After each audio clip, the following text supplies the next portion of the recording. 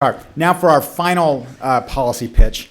We have Phil Weilerstein, who will be pitching a proposal on closing critical gaps from lab to commercialization. Phil is the CEO of VentureWell, and please join me in welcoming him to the stage.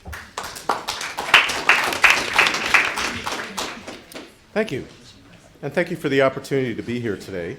I'm the president and CEO of VentureWell, which is a national organization that has a mission to support the creation and success of the next generation of science and technology innovators. I'm here today to talk about opportunity, and specifically, how we can unleash untapped potential across the science and technology ecosystem. We propose a rationale and a vision for a national multi-year plan that focuses on two key areas, people and capital, to ensure that we make the most of our uniquely American entrepreneurial capabilities and engage the full potential of everyone in our society. In the past decade, America's global leadership in innovation has been slipping. Most of our 60,000 postdocs in science, engineering, and health are still trained to see themselves as academics and practitioners, not as innovators. And only a fraction of them have the opportunities to commercialize their research, even when they've made patent filings. So rather than restricting opportunities, we need to nurture them by connecting the right people with the right resources, capital, and incentives to drive the ideas forward every time. Entrepreneurial mindset and commercialization potential must be part of all higher education STEM curriculum so that the great ideas and the people who create them don't get left on the shelf, but are instead supported to reach their potential and scale. And we need to develop better networks to draw in and educate those with the financial capacity to invest in early stage science and technology ventures. So indeed, the gaps, as we've heard throughout the day, in our innovation ecosystem are significant. But I believe we can disrupt our current reality and make a significant impact if we commit and coordinate our efforts. That's why we recommend a commitment to close gaps in three areas where the greatest losses occur: human capital, ideas, and dollars.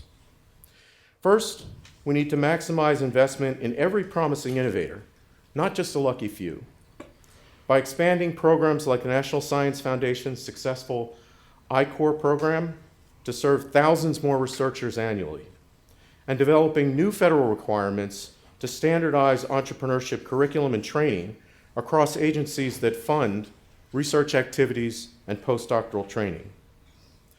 Second, we have to clear pathways to commercialization, not block or abandon them. Training more innovators in company formation and investment readiness, and launching new training programs for both innovators and early stage investors across the country. Third, great people and great ideas can't thrive without access to the necessary capital. So we need to expand federal commitments and support for entrepreneurship and commercialization, and educate and engage more leaders and policymakers to drive and support angel investment networks and early co-investment opportunities, so that new economic investment in innovation happens everywhere, not just in places like Boston, San Francisco, and Austin.